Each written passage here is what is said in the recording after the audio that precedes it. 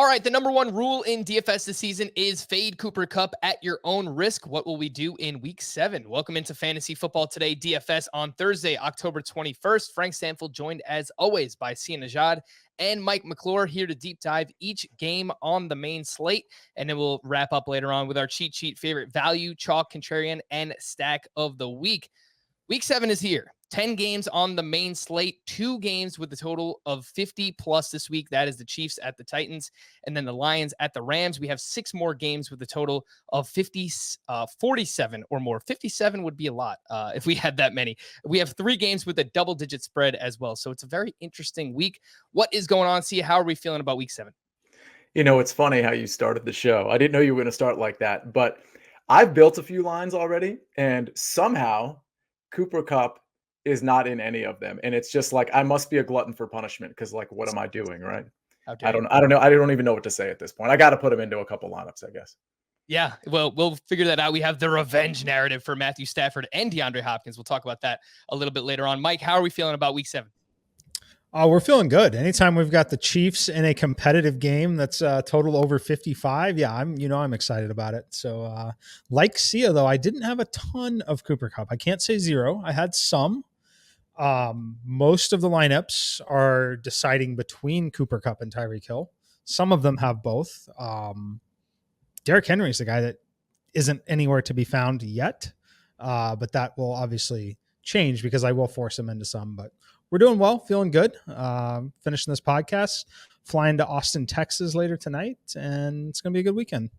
Well, I was about to ask you, where do your allegiances lie this week? Because I know you're a Chiefs fan, but you live like a couple of blocks away from where the Titans play. So what happens when the Chiefs face the Titans? Oh, I'm definitely a Chiefs fan. I wouldn't say that I am a Titans fan. I've been here less than 2 years. I can't really adopt the team if they're like in the same conference, typically is my philosophy on it.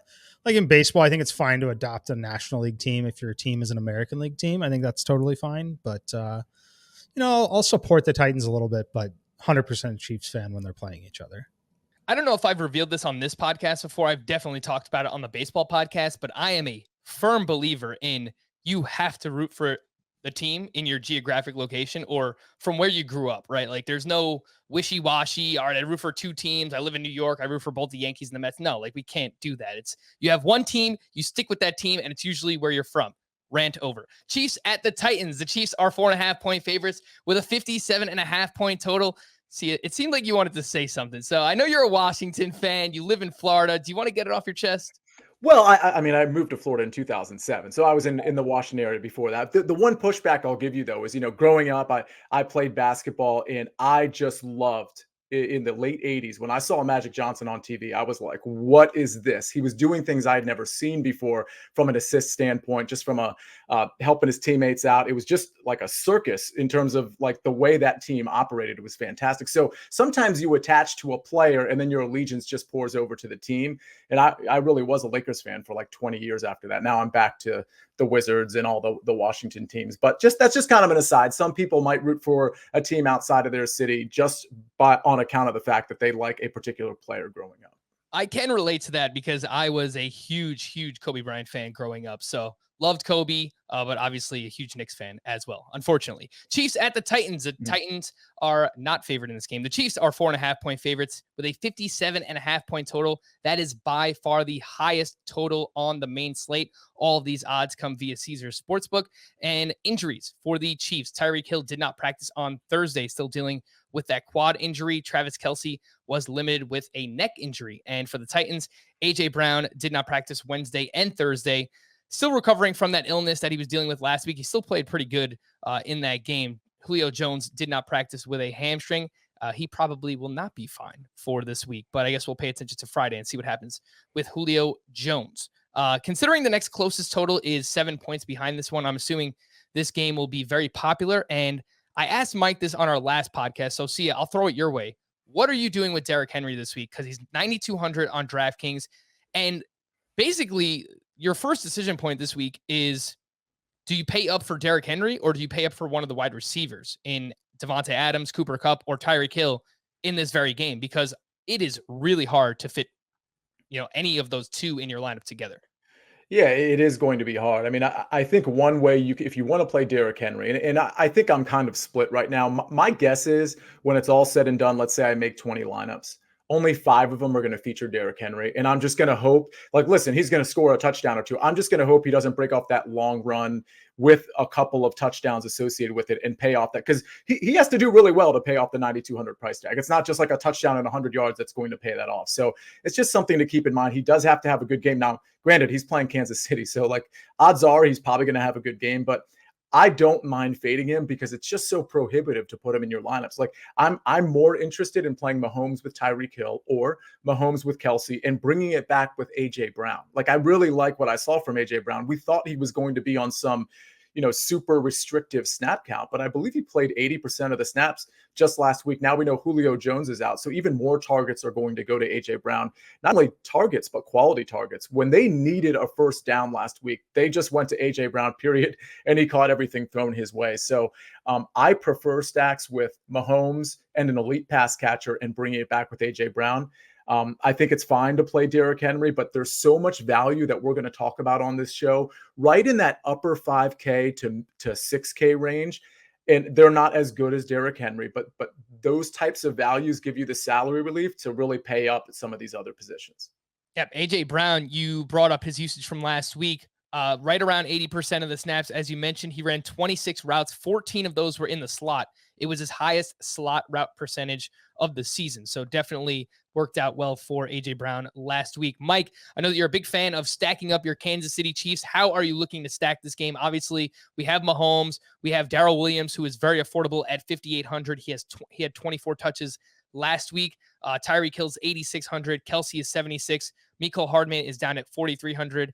And then for the Titans, we have Tannehill, 6,400, and AJ Brown, who will probably be pretty popular this week at 63. How are you looking to stack this game? Yeah, it's kind of boring to talk about because it's the same as last week and the same as most of the weeks that they're on the main slate. It's going to be Mahomes, Darrell Williams, Tyreek Hill, Mecole Hardman. I'm going to have all 4 of them in my cash game lineup, bringing it back with AJ Brown. There is 6 of the players in my optimal lineup when you run it, and that's just how it's going to be there. The value is simply too good on Mecole Hardman. If you wanted to make adjustments and not force a double stack there, then you could play Cooper Kupp over Tyreek Hill if you wanted to have give yourself a little bit different roster construction. But as of right now, it's Mahomes, Tyreek Hill, Mecole Hardman. And like I said, Mecole Hardman is just simply too cheap at that price tag. He's been very, very, very close to busting long plays for touchdowns. That will happen at some point this season. He was very close in that last game. But the price point is just simply too low. So that's where I'm headed on this game for sure. Yeah, I think Darrell Williams will be very popular in cash games this week, and rightfully so. Seeing that usage from last week, the 24 touches, the fact that he had 3 receptions, 2 touchdowns, obviously elite usage for him there. Frank, one thing I want to point out here is, I certainly, if you're making, let's say again, like 10 lineups or 20 lineups, this is such a great game to stack, but obviously you're not going to use every one of your DraftKings or FanDuel lineups just to stack this game. You're probably going to want to stack some other games, do some things a little different.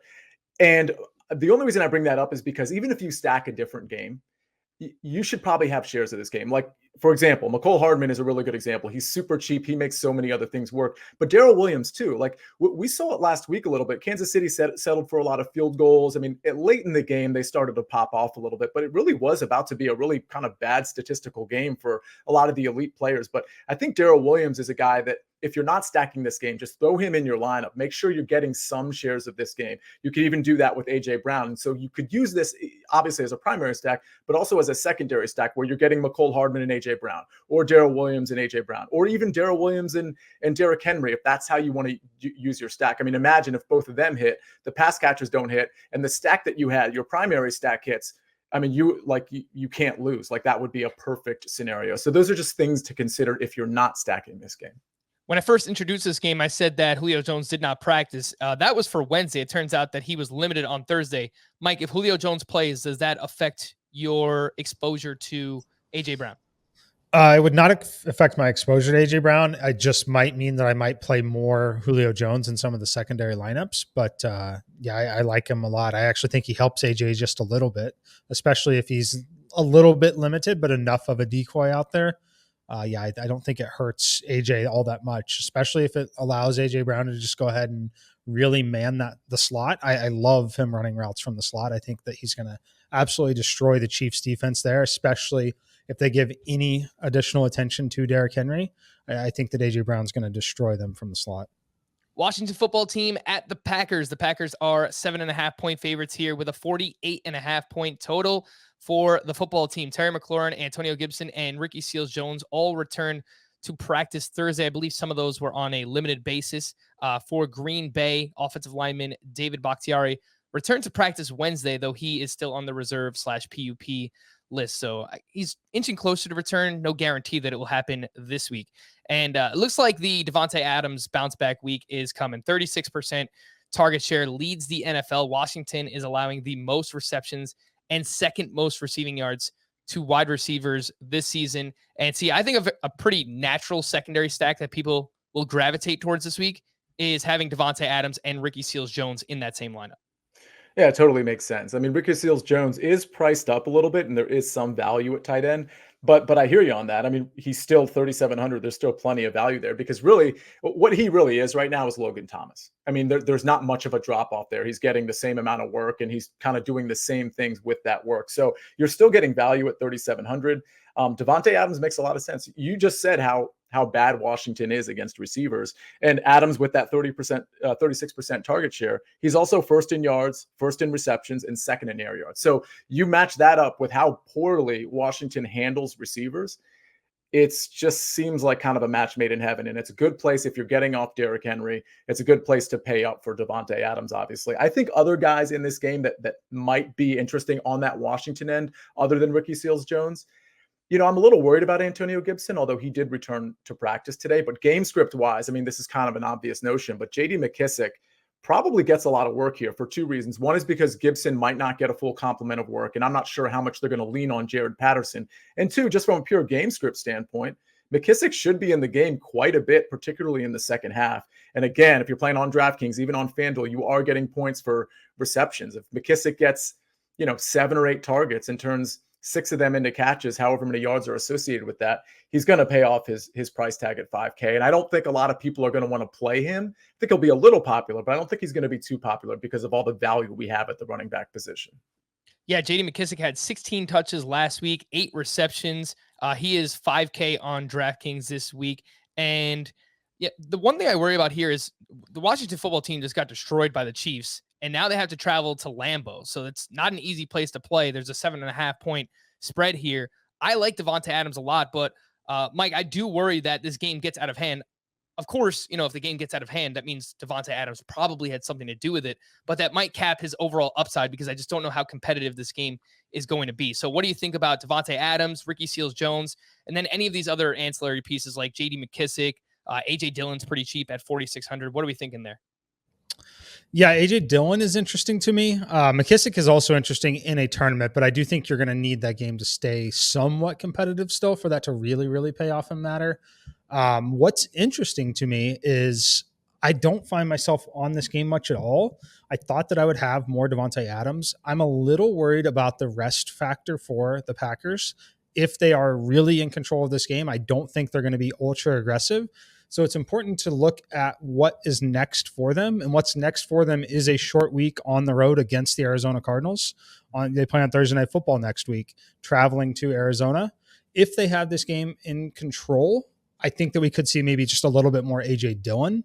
But I don't think they're going to be ultra aggressive. I don't think they're going to get anyone hurt. I think Bakhtiari will if he plays, they might yank him early. They might want to be fully healthy and fully ready to go for Arizona. So I'm downgrading them just a touch in this spot. You've seen some similar moves in the betting market that are kind of interesting on this one as well. 2 full points of line movement in favor of the Washington football team, despite getting one of their best linemen back potentially in this spot. And I think a lot of it is due to that, as I don't think that Green Bay is going to have the foot on the pedal all the way through to the end, because I think that they really are looking forward to that huge matchup with the Arizona Cardinals on the short week next week.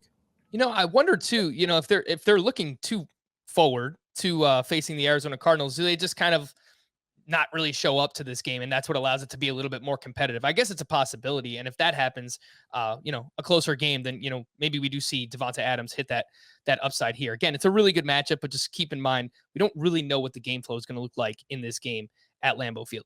The Falcons at the Dolphins. The Falcons are 2.5-point favorites with a 47.5-point total. And on the injury front, outside linebacker Dante Fowler and safety Jalen Hawkins are questionable for the Falcons. And then for the Dolphins, Devontae Parker, Preston Williams, and cornerbacks Xavier Howard and Byron Jones all were at practice on Thursday. The first thing that stood out to me this week when I started looking at pricing was Calvin Ridley. He was down at 6,600 on DraftKings. It was his lowest salary of the season, and he is not having the year that we had hoped for to this point. His ADOT and yards per target are both way down this season, but he's still seeing 27% of the targets for the Falcons this year. He's tied for the team lead in red zone targets, and that's with missing that last game before the bye. And he has double-digit targets in 3 straight games that he's played in. So, see, how are you feeling about Calvin Ridley in this spot? And any concern with Xavier Howard and Byron Jones potentially returning this week? Because when they're completely healthy, they're usually good cornerbacks. It hasn't been the case, but they didn't play last week against the Jacksonville Jaguars. It's definitely a situation to monitor, but it's probably not going to change my opinion too much because they just haven't really been that good this season. I like Calvin Ridley in this spot. I will say this. You're not the only one that noticed. I mean, his ownership percentage is probably going to be like 12 to 14%, which is not a reason not to play him necessarily. But I actually think this game in general is an interesting, I mean, I hate leaning on the Dolphins in any capacity, but I think this is an interesting stack. But more, maybe for me, it's more of an interesting secondary stack where I play Calvin Ridley and I play, for example, Jalen Waddle at 5,600, something like that. I like Calvin Ridley quite a bit. You're right. The targets are going up. He's getting all the air yards. He almost has 50% of the air yards on this team, which is pretty remarkable. The Dolphins have just kind of been a doormat on defense. And if Matt Ryan coming off a bye, this would be the game where you sort of see a little bit of the old Matt Ryan and the old Calvin Ridley for that matter. So 6,600 is quite a good price. I mean, there are guys, for example, like Robert Woods that are in this price range at 6,400, who I like, by the way, but he doesn't necessarily have the upside of a Calvin Ridley. So just from a perspective standpoint, for me to like Woods and ignore Calvin Ridley doesn't make a lot of sense to me. So I like them both, but I think Ridley has tremendous upside at this price. Yeah, and I think Matt Ryan might be in play here as well. He's only 5,700 on DraftKings. He has 16 or more DraftKings points in 4 straight games, multiple passing touchdowns in each of those. So coming off the bye again, I think, if you're making a GPP lineup and you wanted to throw one in there with like Matt Ryan and Calvin Ridley and bring it back with somebody, it's not something that I would be opposed to. It's just trying to figure out who that somebody is. Jalen Waddle has the big game last week, but he's now up to 5,600, and Mike Gesicki is 4,700. In the 2 games that they've played with Tua this year, Waddle has a 24% target share, Gesicki has a 16% target share, and now we might get Devontae Parker and Preston Williams back. So, Mike, what are you thinking about those Dolphins pass options and anyone else in this game that you're looking at? Yeah, Matt Ryan was kind of interesting when you mention it. It's if you want to play Calvin Ridley, I would play Matt Ryan. I think that the scenario that Calvin Ridley really pays off the price tag and some of that middling to elevated ownership is the scenario when he scores 2 touchdowns and has 100 yards, which in that case at 5,700, you're likely going to want Matt Ryan with him.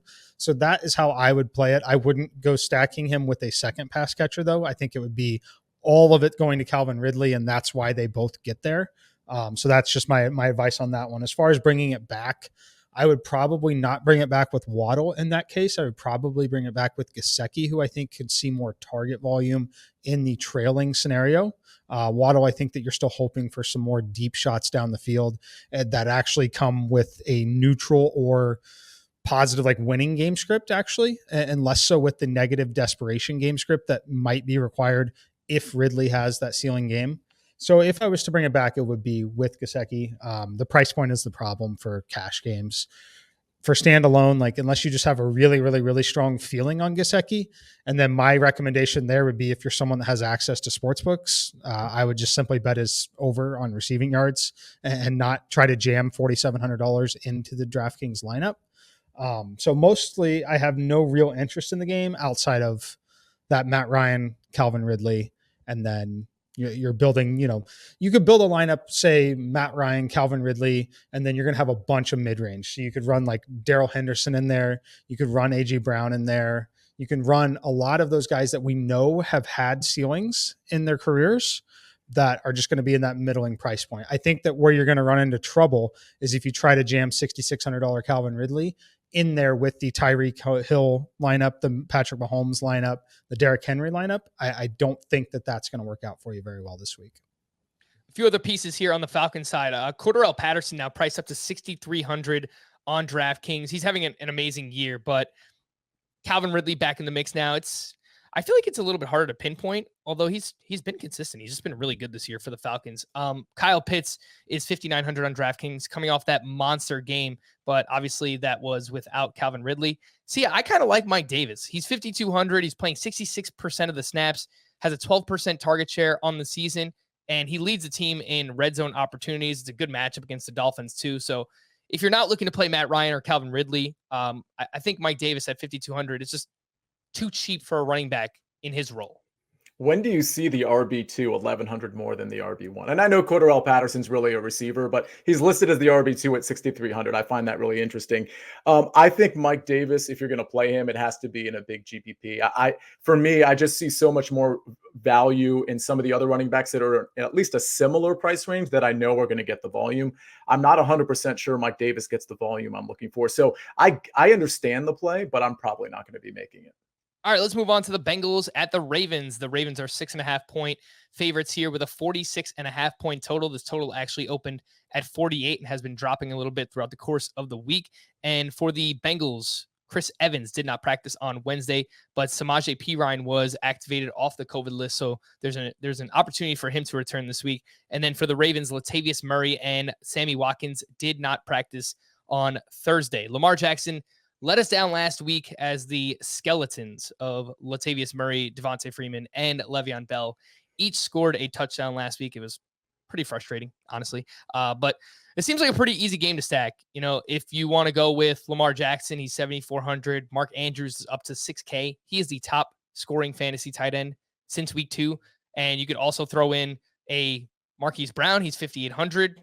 He's routinely underpriced. I would say Rashad Bateman is all the way down at 3,400. I think he'll get some cash game consideration this week. And then you just kind of choose whatever Bengals wide receiver you want on the other side. Though obviously Jamar Chase is the clear alpha of the bunch at 6,200 at this point. Mike, are you looking at game stacking the Bengals at the Ravens in week 7?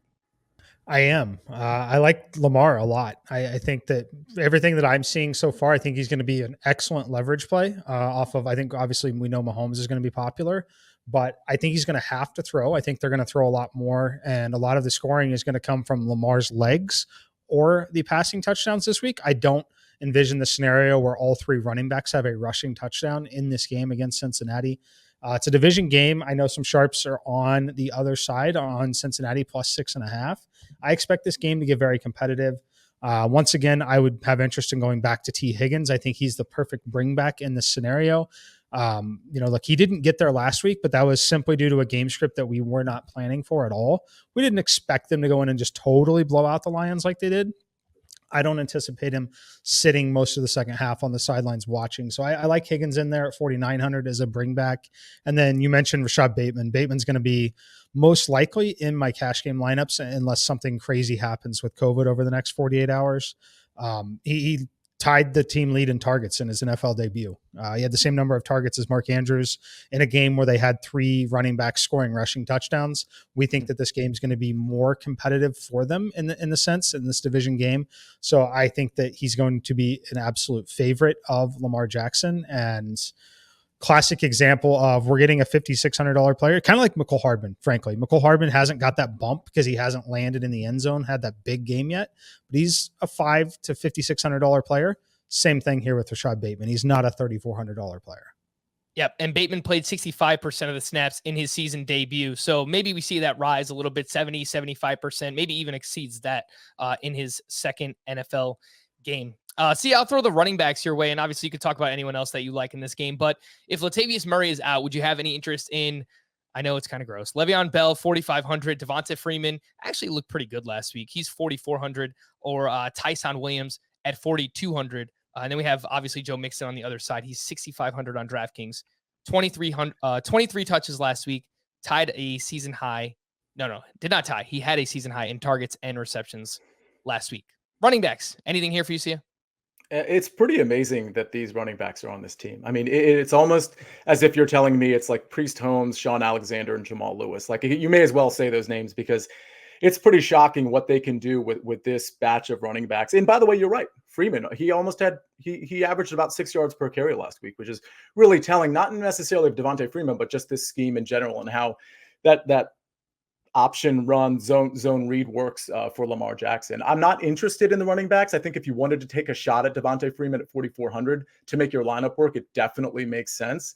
I'm not really interested in Mixon either. If anything, I'm interested in the pass catchers here. It is a little bit harder to run against the Ravens. And honestly, I'm a little surprised this total went down a little bit. I mean, the implied total for the Cincinnati Bengals is only 19.75. And of course, the Ravens is 26.25. Just to give you some perspective relative to that Kansas City game, those implied totals are 31 and 26. Again, compared to 26 and 19. I mean, it's just such a stark difference. But I expect Burrow to pass the ball quite a bit. He's going to be in a more competitive game for sure than he was last week. So those pass attempts will go up. And I think, listen, they've got a pretty good secondary. Marlon Humphrey's probably going to be matched up against Jamar Chase quite a bit, but Jamar Chase will get loose. T. Higgins has a reasonably good matchup, and then Tyler Boyd underneath has a pretty good matchup too. So I think all of those guys are in play, and I think this is a sneaky stack on both sides of the ball. And for the record, I do like Lamar with Rashad Bateman or Mark Andrews, maybe even Marquise Brown, but I also think you can play Lamar naked here, even in GPPs. All right, the Panthers are at the Giants, and the Panthers are 3-point favorites here on the road with a 43-point total. Terrace Marshall did not practice on Thursday with a concussion, and newly acquired Stephon Gilmore returned to practice and has a chance to play this week. So just what Daniel Jones needs, one of the premier cornerbacks playing against him in Week 7. For the Giants, Saquon Barkley, Kenny Galladay, Evan Ingram, and Kadarius Toney all missed practice on Thursday. Even Sterling Shepard was limited. This could wind up being just a complete crapshoot of a game, the Panthers against the Giants. Earlier this week, Matt Rule said the Panthers haven't committed to running the football enough, a.k.a. Sam Darnold is turning the ball over a ton, and he is making his return to MetLife. I don't really think that matters for any kind of storyline here. But Chuba Hubbard, if they want to run the ball more, he is 6,100 on DraftKings. He's played over 64% of the snaps each of the past 2 weeks. He has at least 17 touches in each of those games, and it's a good matchup against the Giants here. So, Mike, what do you think about Chuba Hubbard? And assuming they want to run the ball more, that might put a cap on the upside for someone like DJ Moore or even Robbie Anderson if they want to try and get him involved. Yeah, I didn't find myself with anyone in this game. I think that there's a chance we could play someone like Pettis at wide receiver if all the wide receivers are out, but we don't have the information needed at this point to make that call. And with Rashad Bateman at 3,400, I'm not sure that there will be a reason to get there. And is just an obvious situation where Dante Pettis is going to be wide receiver number 2 in this game. Like, if it's that scenario, then I think it's fine to deploy him at the bare minimum. Chuba Hubbard, I think the issue for me is everyone's available, right? Like, Chuba Hubbard versus Khalil Herbert is actually kind of a tough decision for me. Just because you're saving $900 with Khalil Herbert. I know it's a tough matchup for him, but that savings is needed when you have a game of 57 and you're playing Patrick Mahomes, Tyreek Hill in your lineup already. You want to get some Derrick Henry shares. You want to get some maybe Devontae Adams, Cooper Kupp. So I don't think I have really any interest in this game. If you want to play Chuba Hubbard, I think it's fine. I think you might have, it probably will end up being a decent tournament leverage play. But I don't think it would be one where I would be stacking. I don't think I would have a bring back. I think it would just be, I want to play Chuba Hubbard because I want to pivot off of one of the running backs that's going to be popular. But I overall, can't envision a scenario I have anyone from this game. Yeah, and I would also say just don't play Chuba Hubbard over Darrell Henderson like I did last week, because just did not work out very well. And I don't think it's going to work out very well this week either. See any interest in anyone on the Giants side? Looks like Sterling Shepard, 5,600, could be the lone man once again. In the 3 games he has started and finished this year, he's averaging 8.7 receptions and 94.3 yards per game. So the Giants are gross, but he's actually performing. And Devontae Booker, I'll just throw the name out there, 5,500. He dominated touches last week, 16 touches, 4 receptions, 72 of the snaps. Anything here on the Giants? Yeah, I like Sterling Shepard. I think Sterling Shepard is fine. We know he's going to get the targets, and I think again we're talking about volume here. That really matters. And this total is low, but I expect them to be near the red zone enough times for Sterling Shepard to have some touchdown equity, especially if Slayton and Galladay are out again. And to Mike's point, I mean Pettis at 3K makes some sense too. The one thing I'll say about Carolina real quick is I thought DJ Moore would be a little bit more contrarian this week after what we saw last week. It looks like his ownership percentage is over 10%, closer to like 13, 14%, which makes him kind of a weak play for me at this point. If you wanted to throw a Robbie Anderson dart, I don't have a problem with that because he gets a ton of targets. He just hasn't done anything with them yet. But against this Giants secondary, it certainly could be time for that 4,800 price tag to pay off. All right. Before we hit the break, just want to remind everyone that if you want to compete against us on DraftKings, our Fantasy Football Today DFS contest is live. $5 to enter, 150 entries total. The top 15 gets paid out. The link is in the podcast and the YouTube description if you would like to join. Will I actually beat my dad this week? Probably not, but join and see what happens. See if you can beat my dad. I don't know. He finished 5th last week. He had a pretty damn good lineup. Let's take a break. When we return, we'll talk about the Jets. And then the afternoon games here on Fantasy Football Today DFS. The Jets are at the Patriots, and the Patriots are 7-point favorites with a 42.5-point total. Linebacker CJ Mosley did not practice on Wednesday for the Jets, and safety Marcus May was limited. Those are two of the better defensive players for the New York Jets. So if Mosley is out, then someone like Damian Harris could just have a field day in this game. And then for the Patriots, linebacker Dante Hightower returned to practice on Thursday. Again, this game is pretty gross. I mentioned the name Damian Harris, 5,700. We have a lot of running backs in that range. We mentioned Mike Davis. Darrell Williams is $100 more than Damian Harris in this spot. So he scored a touchdown the last time he faced the Jets, but overall this game is just kind of gross and he's not going to catch many passes. So Mike, do you like Damian Harris? Do you like anybody in this game? I'm not going to Damian Harris. If he gets there, that's great. I don't envision the scenario that he has the 2 to 3 touchdown day with 100 yards that really kills me for not playing him. So as of this moment, I don't have the interest there. One name that I'll give that I think is fine. I think it could be an interesting week to like fully punt the tight end position, like fully punt it if you're not playing Travis Kelce. And when I mean fully punt it, I mean drop down all the way down from even Ricky Seals-Jones. I think Jonnu Smith, 2,800. I still think that these division type games like this are ones where they should be using them more. I was encouraged he actually had a rushing attempt a couple games ago as well. But at 2,800, Jonnu Smith, like I could totally see myself punting with him, knowing that no one else is probably going to end up playing him at significant high levels. But other than that, I don't think that I have anything. And frankly, when I do that, it's literally to ensure that I can play Mahomes, Mahomes, Tyreek Hill, and Cooper Kupp, like all in the same lineup, or Derrick Henry if you want to. Something like that is going to be necessary. And I think that there's a lot of lower to mid-range that isn't quite the slam dunk that it usually is. So I think it projects as a week that's okay to punt that position. So almost like a stars and scrubs approach, right? Like if you want to pay up for those wide receivers or quarterback, you need somewhere to punt, and the most likely place to do it is tight end and obviously defense. And speaking of defense, I would imagine both of them are in play in this game. The Patriots are 3,400. The Jets are 2,400 over on DraftKings. I don't really have any interest in the Jets here. I know Corey Davis is like the de facto number 1 wide receiver, but it wouldn't surprise me if coming out of the break, they try and get Elijah Moore a little bit more involved here. Jamison Crowder has had a role since he's returned as well. So I see anything that you're looking at here on the Jets side of things or in this game in general. I wish I had a liquid death so I could just use my time to crack that and take a sip, but I don't have one right now. So my answer is a pretty strong no. All right, we're on to the afternoon slate. The Lions are at the Rams, and the Rams are 15-point favorites in this game with a 50.5-point total. TJ Hawkinson returned to practice on Thursday. DeAndre Swift was limited. I did not see a Rams practice report yet for Thursday, but I know that Sony Michel did not practice with a shoulder injury on Wednesday.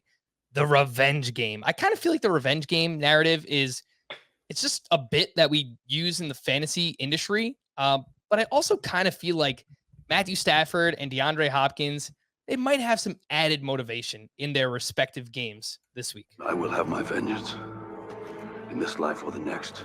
All right, can you guys name the movie that's from? Yes. All right. See you. You're up. It's Gladiator. Yes. Thank you, sir. Can I just say something about the revenge narrative, though? I think it applies in most cases when it's a former team, but I mean, the Lions basically helped Stafford get to a good place. So True. if anything, he kind of owes them not embarrassing them, which again, if you just want to go down narrative street with me a bit, it almost makes the case better for like a guy like Darrell Henderson, where they're just not, or maybe Sony Michel, but like really Darrell Henderson, like I don't think he's going to run up the score. That doesn't mean they're not going to win by 20. I just don't think you're going to see the type of thing you might see with like a Josh Allen led team or Tom Brady, where they're passing no matter what, because that's what they do. So, I mean, again, I think the revenge thing for this particular situation doesn't really apply. Yeah, it might actually matter for someone like DeAndre Hopkins, who was like traded away for basically nothing. It was right. David Johnson in like a draft pick or whatever. But speaking of, teams that just pass and pass and pass, the Rams are 6th in pass rate over expectation this season. So that's why, even when they're up by 3 touchdowns against the Giants last week, they're still throwing the ball, because that's basically just what they do. Honestly, I think the whole Rams offense is in play. If you want to go down that route, Matthew Stafford 7,100 on DraftKings, Darrell Henderson 6,600, and I know some people might feel like they're chasing points, but I don't really feel that way. I mean, this is like a smash spot for him. Huge favorites at home. Henderson's playing 79% of the snaps. That's 3rd most in the NFL. It's just a really good matchup against the Detroit Lions as well. So he's in the mix. Obviously, Cooper Kupp, 8,400. Robert Woods, 6,400. And then Tyler Higbee is down at 4,500. Mike, how are you feeling about the Rams in this spot? It's a huge spread. What do we do? Yeah, it is a huge spread, but they're stackable for sure. I think you could almost treat them like the Kansas City Chiefs, just knowing that the public is generally not going to just totally go game stack it, but I like the pieces and the positions that they play. So if you want to play Matthew Stafford, Henderson, Kupp, all 3 in the same lineup, I think you can do it. I don't know that I would throw Robert Woods in there. I'd probably limit it to 3 rather than 4, but the traditional move in this spot with someone like Stafford is going to be to stack him with 2 of the pass catchers. I think you can get away from that just a little bit, because we expect their team total to be so high in this spot that I think that you can get away with playing quarterback, running back with Cooper Kupp. Covers you the bases there. You get a median, even if you get a decent game out of Cooper Kupp, has his 35-point game, and you get median games where your median projection is out of the other 2. I think that it could be different enough if one of the Chiefs or Titans fail in certain areas, that it gets you different enough that you're going to, especially in some of those like lower max entry tournaments, that it can really elevate you and apply some nice leverage with a team that's also kind of chalky. I think it's an interesting week to deploy them like that. So I'm pretty sure I will end up having a Stafford, Henderson, and Cooper Kupp lineup, all 3. Yeah, I think Darrell Henderson, I think both Darrells, Henderson and Williams, are looking like they're going to be locks for the cash game lineup this week as of now. I mean, things could still change. It's Thursday here, but feeling pretty good about both of those plays right now. On the Lions side of things, DeAndre Swift is 6K. He relies so much on late game garbage time, and it's fine as long as he's like still getting that production. We saw Blake Bortles make an entire season out of garbage time, so it's not completely unheard of, but like there's going to be a few games where Swift just doesn't come through with that garbage time production, and then he's going to let us down in those games. Amon-Ra St. Brown, a name that we brought up past couple of weeks, he's only 4,100. He has 7 or more targets in 3 straight games. And then TJ Hawkinson bounced back with a pretty good game last week, 8 catches, 74 yards on 11 targets. He is only 5,100. See you gravitating towards anyone on the Lions side here, or is it all Rams for you?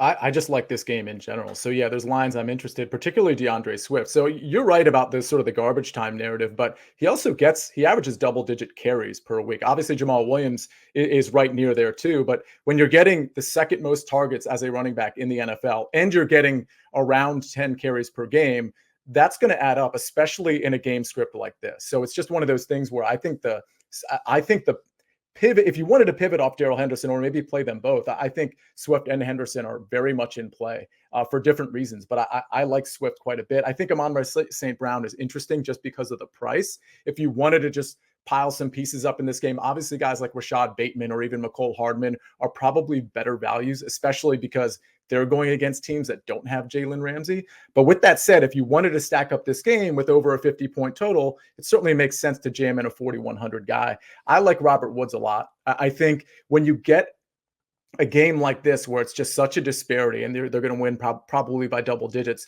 I think it makes sense to just feed Woods, keep Woods on the field the whole game, and maybe let Kupp kind of sit out a little bit, as time is winding down, just to get Woods worked in a little bit. So one thing to keep in mind before we move on from this game, they have a 33-point implied total. That's the highest in the slate. I mean, the Arizona Cardinals are 32.5, and then that Kansas City game, Kansas City's 31. So those points are going to have to go somewhere. So it's something to consider.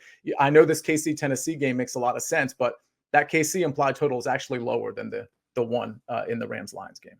See, in cash games this week, who do you like most of the highest priced wide receivers? Cooper Kupp, Devontae Adams, or Tyreek Hill? Adams. Same question for you, Mike. I like Tyreek, assuming that he is truly healthy and going to play. The quad injury is no joke. Like, it's definitely not just because of how he plays and how explosive he is. He is a sprinter. Like, that's just what his background essentially is. So it's difficult, but I do think he has the most upside.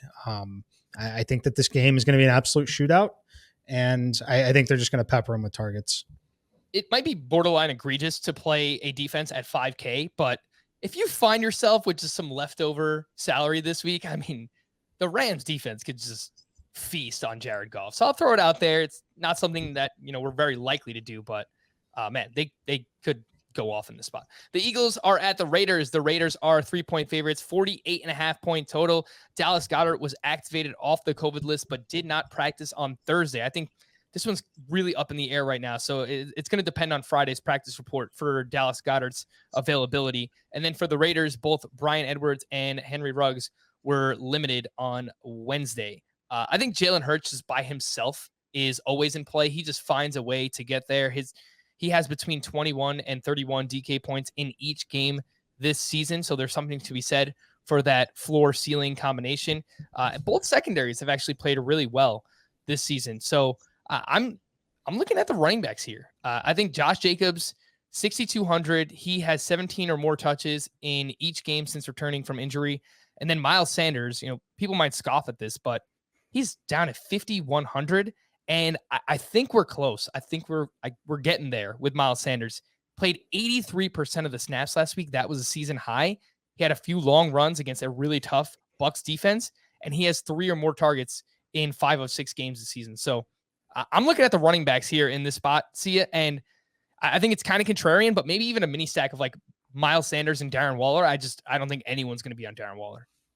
Agree. And the Eagles are really bad against the tight end. And for that matter, the Raiders are bad against the tight end too, which is why if Goddard is playing and he's healthy and we're confident in it, I like a Jalen Hurts to Dallas Goedert stat quite a bit. And you bring it back with, let's say, Darren Waller or maybe Darren Waller and Henry Ruggs. I mean, I think since obviously John Gruden left a couple of weeks ago, it looked like the coaching staff was opening it up even more for Derek Carr. So I think this is a really sneaky stat game. It could go completely awry because, it's the Raiders and the Eagles, and we don't know how the Eagles are going to call the game ultimately. But yeah, I like Devontae Smith here. I like Dallas Goedert.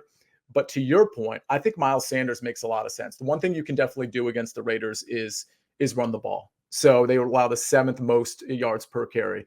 And Miles Sanders, you're right. He's sort of getting to that point where, first of all, the price is right.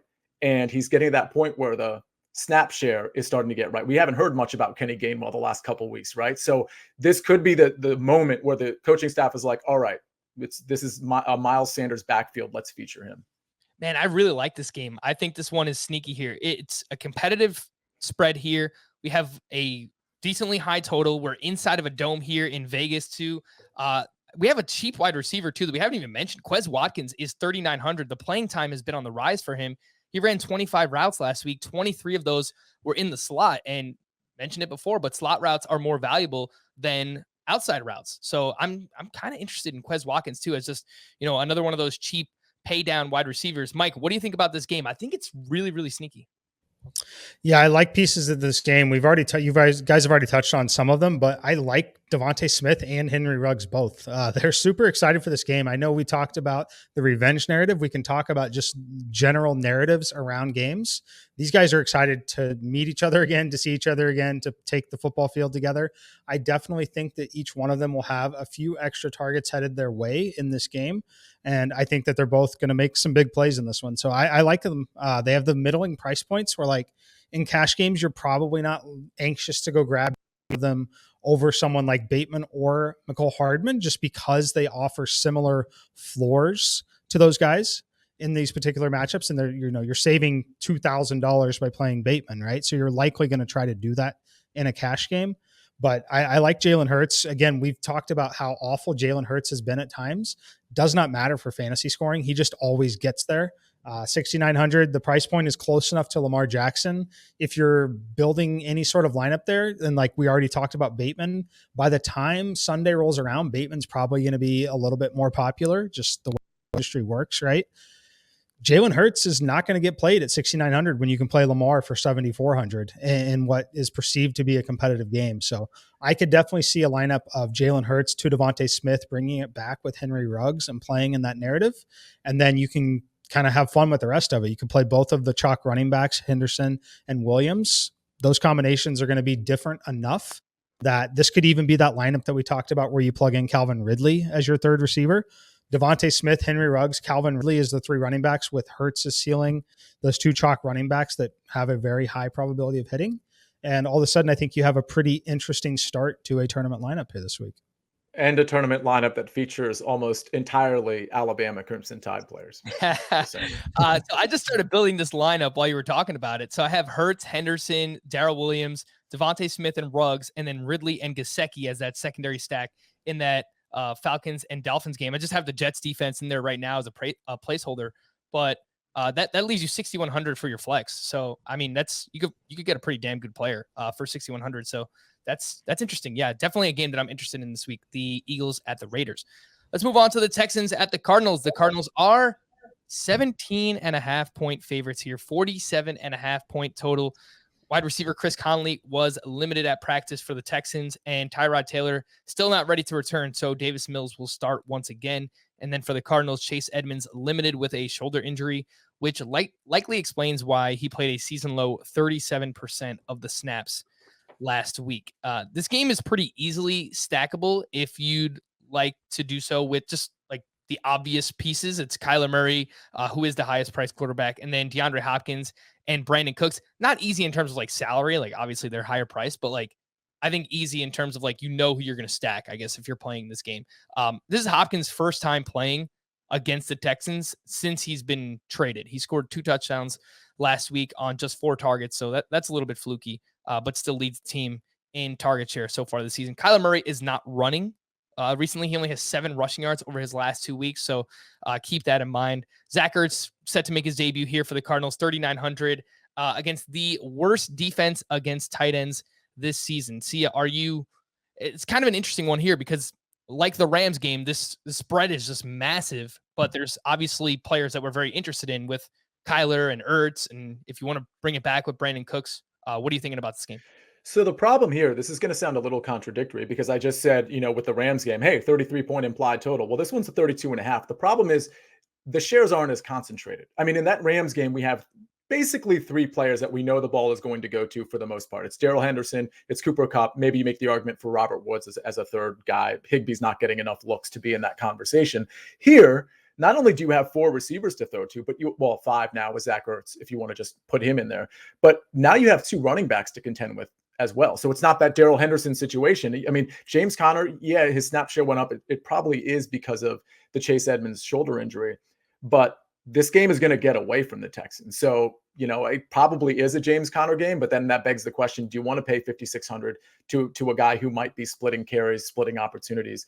So this is a weird one. I think maybe the only shares I'm interested on the Arizona side is playing Kyler Murray naked or playing him with somebody that's like a Zach Ertz or somebody that's just really cheap. I can't invest in Rondale Moore at this point. So it's probably Kyler Murray naked or just grabbing a share of James Conner just to get a little bit different because I don't think people will really be going there. And if they're up as big as I suspect them to be, I mean, Conner could get 18 carries I mean, and he could fall in the end zone twice easily in this game. So that's really all I'm interested in.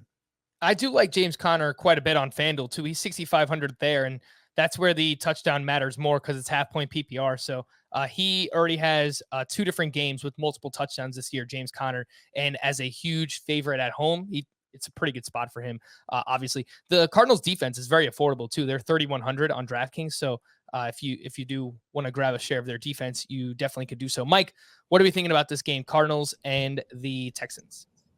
I'm not going to play it other than I actually have a little interest in Rondale Moore just because I think that this is the same team that's going to be looking ahead to the next game.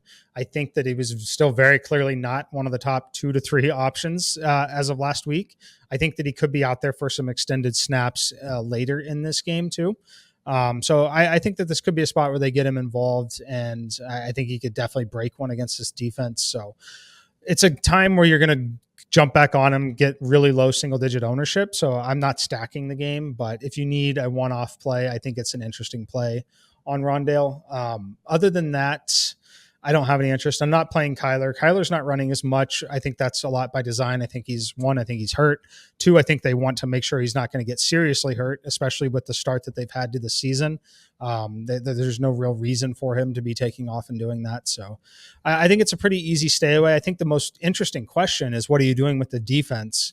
I think they'll be the highest owned defense of the entire season so far at that price point at 3,100. I think you're going to have a lot of opportunities to pivot away from that in tournaments. At 3,100, like pretty much any optimizer is going to have them in either an optimal lineup or certainly in a player pool if you're optimizing, 20 to 100 lineups. So that's our cash game defense for this week, right? Arizona? Most likely.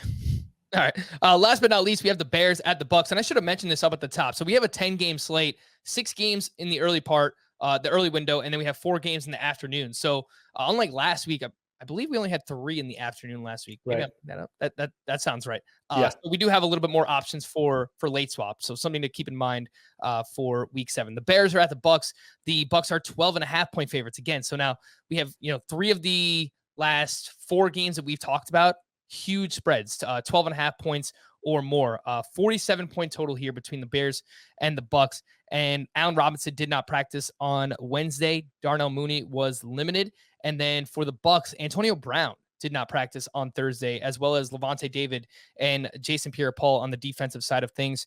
And I did not see an official report for Gronk, but apparently he was running at practice. So that sounds like maybe it was like a limited practice. His status is still up in the air for week 7. I actually want to start with the running backs here. And Leonard Fournette is up to 6,400, but he's still popping up as one of the top point per dollar values at running back. We already mentioned Khalil Herbert's name a little bit earlier. He's 5,200, which is too cheap for someone who just came off a game with 21 touches and realistically is probably going to come close to having 100% of the running back touches again this week, assuming that Damian Williams is out. The problem is it's just a really bad matchup. The Bucks are great against stopping the run. So, Mike, I wanted to ask you this question. I kind of think this Leonard Fournette thing is, we talk a little bit about like the psychological aspect of DFS, and I'm just so conditioned to Leonard Fournette being so much cheaper that I don't really want to play him at this price. But based on his role and the fact that this offense is as good as it is,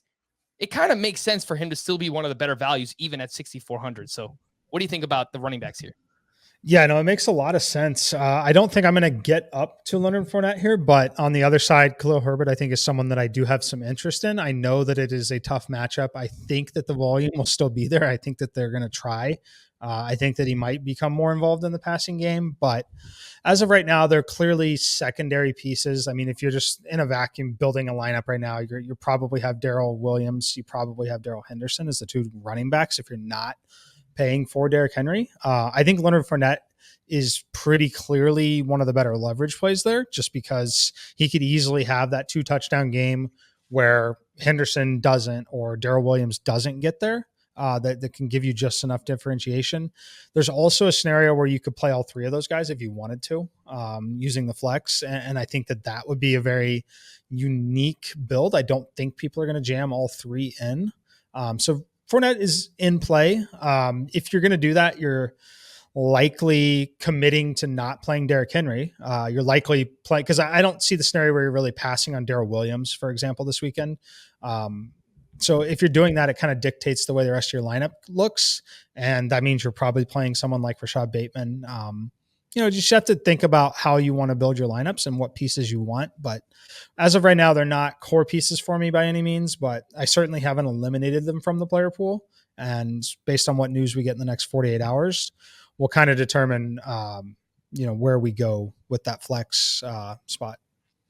I mentioned earlier that Calvin Ridley was really the first name that stood out to me this week in terms of salary. Chris Godwin was the other one. He's now priced below $6K. He is $5,900 on DraftKings. He is the cheapest of the 3 Tampa Bay Bucks wide receivers.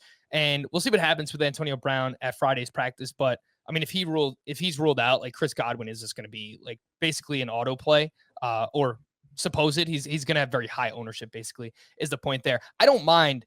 See if you just want to do like a secondary stack with Chris Godwin and then maybe even bring it back with someone like Darnell Mooney, just because he's pretty cheap. He's 4,600 and he has a 29% target share in the games that Justin Fields has started this season. So I think it's like a good way to get exposure to this game and not really breaking the bank to do so. Yeah, I'm not going to do the secondary stack, but I love Chris Godwin. I think 5,900 is pretty egregious. And especially to your point, if Antonio Brown is out, or even if we kind of find out he's limited and he's going to be active, but like, we can kind of infer he's not going to get a full complement of snaps. Godwin runs so many routes. I believe he's run the most routes in the NFL. And he hasn't really had the breakout game yet. And what better way to get a breakout game than in a matchup where you can just kind of focus on, like Brady can just sort of focus on peppering him, because this game isn't going to be super competitive.